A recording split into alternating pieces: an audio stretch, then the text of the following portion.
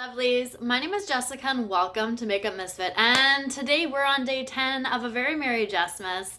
So for this video I wanted to sit down and create a $1,000 Sephora fantasy basket. Now I know this has been going around for a while. A bunch of people have done this. I believe it was Emily Noel who came up with this idea, so she will be linked down below. But the format of this video is a little bit different. So this is the only time you're going to see my face for today's video.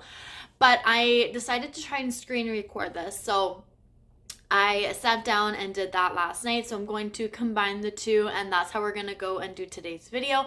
Let me know if you like that idea. I do have another video idea in mind where I could be doing a screen recording and show you guys that way. So let me know if you're interested in that. I do film on my phone, so for me it's kind of easier to do it that way. But let me know. So without further ado, let's move on to what my $1,000 Sephora fantasy basket is gonna look like. Right, so let's dive in. So this is my Sephora $1,000 fantasy basket. Now let me try and get there. Perfect. Okay, so as you can see, I have an estimated total for 14 items of $1,000.50. So I'm just gonna go through this basket with you guys and chat, explain why I want something, why I threw it in here, and just kind of have a little heart to heart, I guess you could call it. So if you watched my video, I believe it was yesterday, it was my missed list, which was the items that I wanted to get on Black Friday that I never did. So this palette right here was one of them. It was a duo off of the Pat McGrath website. As you can see, it's $174 Canadian. And on the Pat McGrath website, the duo was discounted, and then it was at the dollar amount where I would hit the 35% off the website. So that brought it down to $175.50, which on Pat McGrath's website, that's how much one of the palettes is. So I could have gotten this palette plus Moonlit Seduction, which yes, you will see that later as well, for the cost of one palette. So because I missed it there, never ended up getting it, it's in my fantasy basket because this is a palette that I have been wanting for such a long time, like since it came out. This is just absolutely beautiful. This like shade 9 and 10, which is called Astral Venetian Orchid and Astral Amethyst Moon. The first shade called Skin Show Nude Ecstasy. Wow, I cannot speak today. These just get me. I have really been wanting, like, look at that eye look. The packaging is just gorgeous. Like everything. Well, I don't need to watch videos. My goodness, let's go. But this was just something that I really, really wanted and unfortunately never ended up getting. So that is definitely making its way into this basket because if I had $1,000 to spend, you 100% bet I would be getting that eyeshadow palette. Next is the Fenty Kilowatt highlighter. I spoke about this as well. This is that pink highlighter that I want. It's number 12. You can see it's pretty. It would definitely be a little much on my skin tone, but it's definitely something I'm still willing and wanting to try. I think it's absolutely beautiful. I believe Lauren May Beauty has it, and it looks gorgeous on her, so of course I want that one. This Tom Ford palette. Now, I've never worn Tom Ford. I've never been like curious too much about Tom Ford, at least not to the point of actually purchasing anything. I believe I received a mini lipstick as a promo code. I think it was a red or a nude. I can't remember. Or you could choose one of the two or something like that. And I like it. I think I still have it somewhere, but I've never been like interested enough in the eyeshadow palettes, but I was going through them and I found this one and I actually really like this color story. I love this like raspberry matte shade and the fact that it's with like a dark brown and a gold. The raspberry-ish shimmer is pretty as well. Like it would be a very nice like one-tone look if I went with the raspberry shadow plus the shimmer. But like just seeing the gold with the raspberry and the chocolate, I think that's absolutely beautiful, and it actually makes me want to like go find those shades in my collection and create an eye look with them. So I might actually end up doing that one day soon. Um, but this is an eyeshadow palette that I would probably like not actually ever purchase. If I had $1,000, I probably would, but this color story is the one that got me, so I think I might have to go take a look through my collection and see what I can find. Here we have the Moonlit Seduction. So again, same reasoning as the Utopian Dream. These shadows, I just can't get over. Like number 7 is VR Sextasy. This whole like number 8, 9, 10, all of this. Blitz Venus, Astral Gold Lust, and Astral Lilac Aura. I just like feel like I need this palette so much. I love how this number 7 shade looks on like the deepest skin tone, especially next to like number 6, which is called Plum Cabaret. It's absolutely beautiful. But yeah, I don't know. I really want this palette too. And as I mentioned in my mist list, I have an older or 2 older Pat McGrath palettes. Like they're those little 6 ones that came out a while back. And I never reached for them. I do like them when I use them, but I've only used one palette. I've hit pan on it. I really enjoy the shimmers, but it's not something I reach for. And then I have another one that I have never even used. So I know, like, just looking at these, I know I would use it. I'm like, I don't know, dying over these palettes, even though I shouldn't be. But that was 100% something I would purchase if I had $1,000. Next is the Skin Fetish Divine Glow Highlighter. And this is the shade Lunar Allure. And this is the lightest shade. And it is so pretty. Like, just look at, it's number 1. Just look at it on the lightest skin tone because that's the closest to me. I think it's stunning. It just looks so, like, shimmery and beautiful. On the Pat McGrath website, it looks a little bit better, but I just can't get over that shade. And I finished off a Pat McGrath highlighter in my Pan That Face palette, and I loved that. I loved like it was really soft, but I loved just how well it blended and it worked with my skin. Even if it was a little bit deeper, I was able to blend it with other highlighters and I absolutely loved it. So I really do think that I would enjoy this one so much. Next, we have a little perfume by Kayali. This is the Eden Juicy Apple. And this is one scent that I've really been wanting to try. There are a couple, but I think like just that picture, that just looks so juicy and so good and so rich. And I'm like, I want that so bad. I think, just from the scents, it sounds like it would be absolutely gorgeous. Juicy red apple, wild berries, jasmine. I think it would be one that I really, really enjoy. A good like night out kind of perfume. Next, I have a highlighter by House Labs. I haven't tried much House Labs, actually. If anything, I think I just had a sample of the foundation. But this highlighter just looks so pretty. Now, of course, you see all of these shades. I don't quite know which one would actually sit and work for me. I believe I have Sunstone. Yeah, Sunstone right there. That's the one that I have like in the cart. But really, it could be any of the shades. I just put one that I thought would work well for me.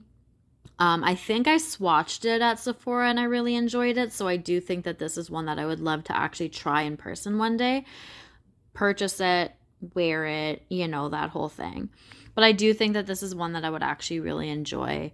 And the shade itself too. I think the other shade I would like to try is Fire Opal, even though it's probably a little too intense for me. But why not just have some fun with it? Okay, so next is the Benefit Cosmetics blush. This is in Butterfly. This is the orange. I had mentioned this in my Miss list as well. This is the one shade that I really actually am like itching to get from Benefit. I really enjoy their blushes. I know I've used quite a few of them before and I've used them all up. I think I might have one left, besides my Dallas blush, which I'm using as a bronzer at the moment. But I did hit pan on that recently. Um, it's just the orange that I've been craving, and I think because with spring, that's when I would probably gravitate towards it. But if I had $1,000 to put down on Sephora right now, that is definitely one that I would be purchasing, and maybe not wearing until the springtime, but I wouldn't mind having it in my collection until then, anyways. Forever Mood, I've wanted to try these candles, but they're just so expensive. Like $49 for this candle is not justifiable to me whatsoever. So if I had $1,000, yeah, sure, I'd throw at least one of them in there. And I figured like this one just sounds like it would smell really nice. Herbal moss, gray cedar, amber. It's earthy and woody, and it's just like a nice deeper scent. I think I would enjoy this one. Charlotte Tilbury, I haven't been a big fan of like really wanting to try these quads, but this Exaggerize shade I've heard is really good. So I had a chance to purchase Pillow Talk. It was at Marshall's, but I never ended up buying it. Again, I'm just not big into like purchasing these or even really trying them, but I would definitely want to just throw one in to a $1,000 basket just to test it out, just to see how I would like it, because for $74, again, I can't justify it normally, but I would much rather just like throw it into the basket and try it out one day if, you know, that ever came around. Next is a mascara by Rare Beauty. I've only tried a couple of things by this brand, and I wouldn't mind trying the mascara. I haven't even read anything about it, to be completely honest. Um, but it sounds like something that I would want to try anyways. It's lifting, lengthening, curling, volumizing, like the whole works. And I like mini sizes, so I mean, I would definitely want to start off with a mini size, and then I don't even know if there is a full size. If there is and I liked it, then I would probably go for that. But for the time being, just to test it out, I'm totally cool with purchasing just like a mini size to try. And then another item I want to try from Rare Beauty is the highlighters. Now, I put this shade in here because the lightest shade is sold out, so I couldn't add it to the basket. But this is also a shade I wouldn't mind trying, which is called Mesmerize. It's a rose bronze. These just look so cute, like packaging wise, but also just like so pretty. So this shade would be, I believe, the second one down. The first one is sold out. But yeah, Enlighten is sold out. So I don't know. They just look absolutely beautiful. I have worn a couple of like the liquid blushes, just a little bit. But I think that this would be super pretty. I would like to actually try this out one day. And then I decided to throw a foundation in here because it's been such a long time since I've tried like a higher end foundation. And I don't know if I ever tried the Dior Forever foundations. And I've heard so many good things about them. And I came across this one, and it's a matte finish, which is what I prefer. Even if it's like a semi-matte, I prefer that. I have oily skin, so especially when it gets worn through the day and my oils start to come through, a glowy foundation is just not for me. Summertime, wintertime, does not matter. But I wouldn't mind trying this one at some point.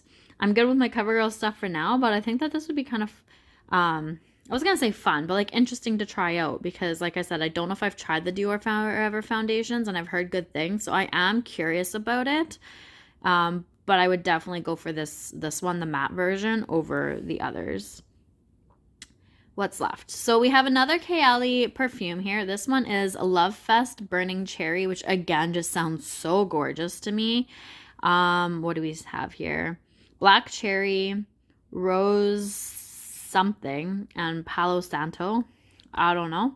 But it sounds like it smells beautiful. Like even this picture with the berries, the cherries, the raspberries, I don't know if those are supposed to be almonds in there.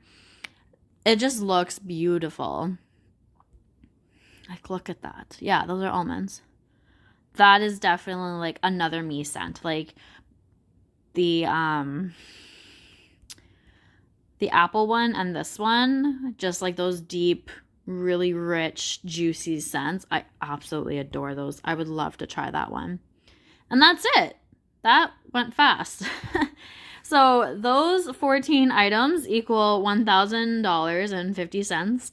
And like I said, there's definitely a few things that I would for sure actually purchase, but like if I had $1,000 and just like, here, spend it on what you want, I think these 14 items would definitely be the ones I would go for first.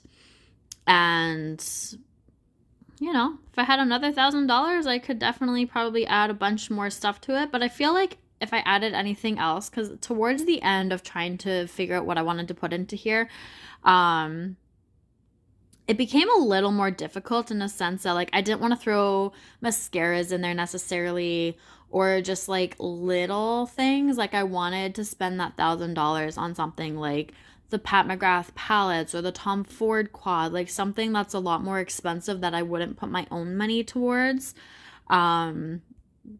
just because I couldn't necessarily justify it. So if I had that $1,000, that's how I would purchase those items. So definitely like even that Forever Mood candle, you know, the Charlotte Tilbury quad, the Dior foundation, they're just like so high priced that I would definitely purchase them with like $1,000 gift card or something. Whereas some of these items I could purchase with my own money.